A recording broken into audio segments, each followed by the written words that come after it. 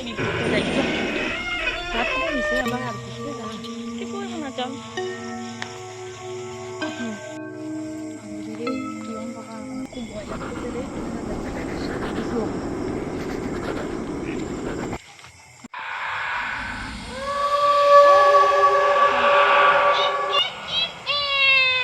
বান্ধবী রে কিসে কোনো আওয়াজ হইতেছে রে। আরে কিছু আওয়াজ হয়নি, তুই এমনি ভয় পাইতেছস, তোর এমনি কান ভালোভাবে শুন। আরে না কিছু হয়নি, কত চল কিছু হয়নি। তুই অনেক ভয় লাগতেছে রে। ওই সুন্দরীরা দাঁড়া তোরা তারপর একটু বেরটা দেখি আমার নাতিনের মতনই নাকি তুই শুনতেছস? আমার না খুব ভয় দাঁড়া করতেছে। দাঁড়া রে দাঁড়া রে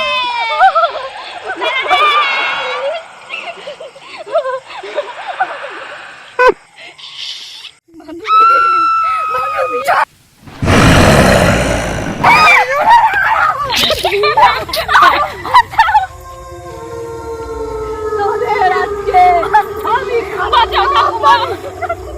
কাবাব বানিয়ে খাওয়া। আমার রাজ্যে এসেছে তুই সুন্দরী নারী, তাদেরকে ঠাকুমা ঠাকুমা খাইও না। ঠাকুমা খাইও না বান্ধবী। ঠাকুমা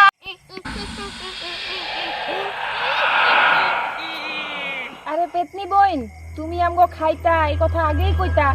আমি তো আমার শরীরের মাংসগুলো সব ফ্রিজে রেখে খাইছি, গরম দিন না, তুমি আগে কও নাই।